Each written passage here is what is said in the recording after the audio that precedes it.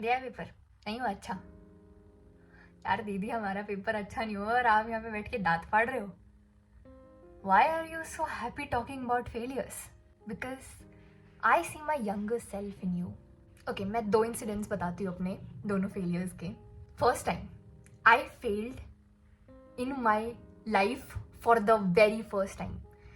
जो बंदा academic validation के लिए जीता है, failing for the very first time was hard.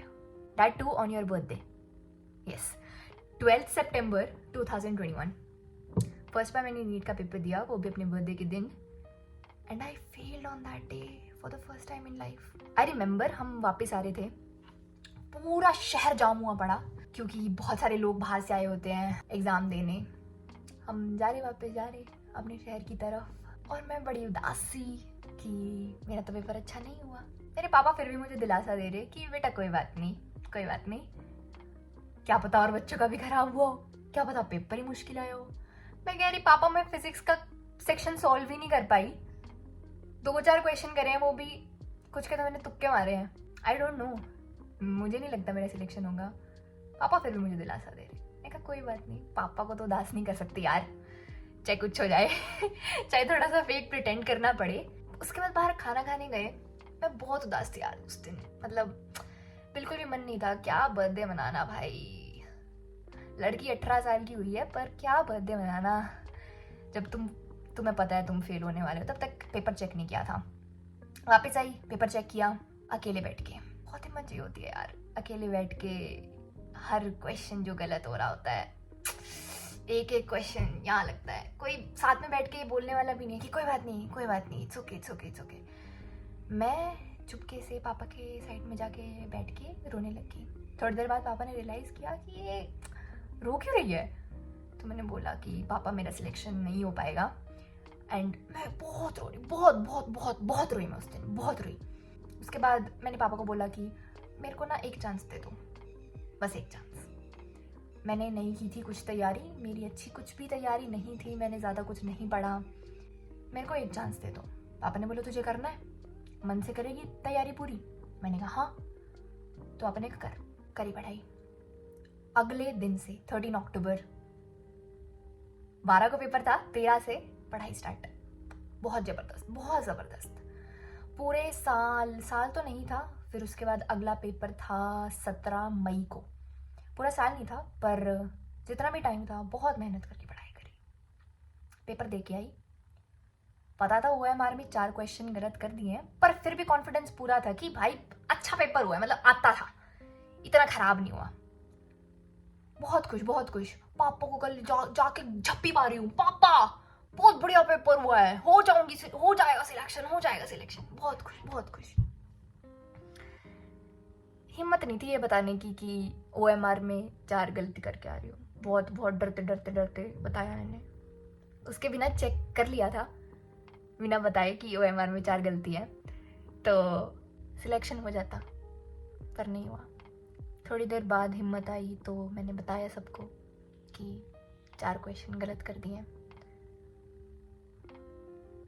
इतना दुख तब नहीं होता जब बिना मेहनत करके, बिना पढ़ाई करके तुम फेल होते हो. इतना दुख तब नहीं होता जब जी तोड़ मेहनत करने के बाद तुम फेल होते हो.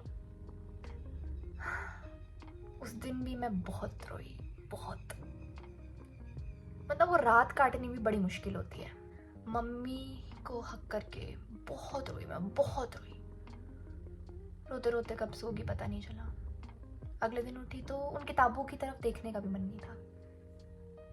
पढ़ तो लिया तुझे पूरे साल, और क्या करूं.